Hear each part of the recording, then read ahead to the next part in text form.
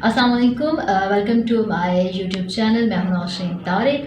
अभी बस आज की जो ख़बर मैं आपसे शेयर करने जा रही हूँ ये है कि सिंध असम्बली ने जो है वो पार्लिमानी secretaries extra perk and privileges bill मंजूर कर लिया है। जी हाँ, ये बिल जो है मिनिस्टर ऑफ पार्लियामान अफेयर्स मुकेश कुमार चावला ने सिंध असम्बली में पेश किया।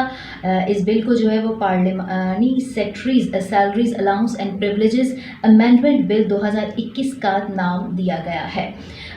इस बिल में क्या क्या चीज़ें हैं ये मैं आपको अपने आगे वाली वीडियो में बताऊंगी, लेकिन आपने मेरी वीडियो ज़रूर देखनी है क्योंकि इस वीडियो में मैं आपको बताऊंगी कैसे सिंध हुकूमत जो है वो सिंध की अबतर हालत से नज़रें चुराते हुए, इंफ्रास्ट्रक्चर की बदहाली से नज़रें चुराते हुए, अवामी मसाइल से नज़रें चुराते हुए अपनों को नवाजने में मसरूफ़ है और पर्क्स और प्रिविलेजेस के ये बिल मंजूर किए जा रहे हैं, जबकि ज़रूरत तो और बहुत सी चीज़ों की है जो हंगामी बुनियादों पर मंजूर होनी चाहिए। इस बिल के मुताबिक व्यूवर्स जो एक पार्लिमानी सेक्रेटरी है उसकी जो बेसिक सैलरी है उसके अलावा उसको 5,000 कार का अलाउंस दिया जाएगा। बिल के मुताबिक पार्लिमानी सेक्रेटरी जो है वो इजाफी तौर पर 50,000 अलाउंस ले का इंटाइटल होगा। इसके अलावा कार और ड्राइवर भी उसे मिलेगा। बिल के क्लॉज नंबर 3 के मुताबिक एक पार्लिमानी सेक्रेटरी की सैलरी अलाउंस और पर्क्स और मराद जो हैं वो एक MPA के मुताबिक होंगे। जी हाँ, इसके अलावा आपको ये बताते चलूँ कि सिर्फ कार अलाउंस और कार और ड्राइवर ये पर्क्स और ये प्रिविलेजेस ही शामिल नहीं हैं, बल्कि एक पार्लिमानी सेक्रेटरी को जो है वो हाउस रेंट की मद में 45,000 रुपये इजाफी भी दिए जाएंगे। तो ये सब जो है वो बिल मंजूर हुआ। इस पे आपने देखा होगा कि जब से पैंडेमिक आया है तो इसी साल जो बजट पेश हुआ उसमें किसी सरकारी मुलाजिम की तनख्वाह नहीं बढ़ाई गई, ना ही पेंशनर्स की पेंशन्स में इजाफा किया गया, क्योंकि कोविड-19 है जी, एक पैंडेमिक से गुजर रहे हैं, वसाइल नहीं हैं। सो इस सब चीज़ का एक हुकूमत ने उस वक्त एज लिया, जबकि सिंध हुकूमत इस वक्त जबकि हम पैंडेमिक की सेकेंड वेव का शिकार हैं, वहाँ ये बिल लेकर आती है और इसको जो है वो बग़ैर किसी उसके मंजूर भी कर लिया जाता है। सिवाय MQM पाकिस्तान के माहिर कानून ने इस बिल की मुखालफत की है जी। उन्होंने कहा है कि हुकूमत सिंध जो है ये बिल मंजूर कर रही है, पर्क्स एंड प्रिविलेजेस दे रही है पार्लिमानी सेक्रेटरीज को, वो कैसे दे रही है। सिंध के पास सिंध तो वैसे ही हर वक्त वसाइल की कमी का रोना रोती रहती है और अब हुकूमत पार्लिमानी सेक्रेटरीज की तनख्वाहें बढ़ाने जा रही है।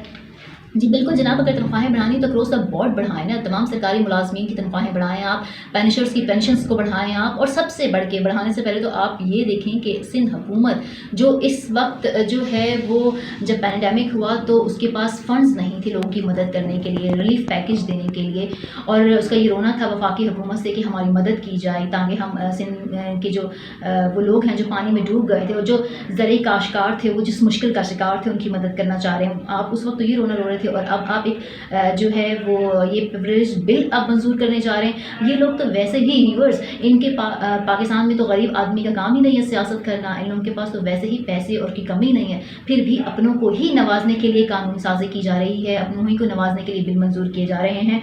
पूरा कराची इस वक्त तबाही के धाने पर खड़ा हुआ है। कराची के मसाइल से हर जी शऊर इंसान जो है वो आगाह है।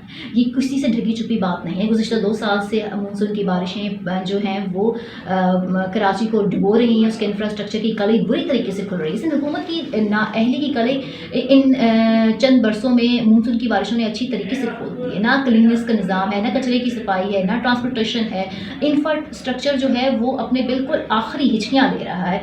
इसके बाद भी सिंध हुकूमत जो है वो अपनों को नवाजने वाले जो फार्मूले पे हमेशा से जैसे थी और आज भी गामजन है।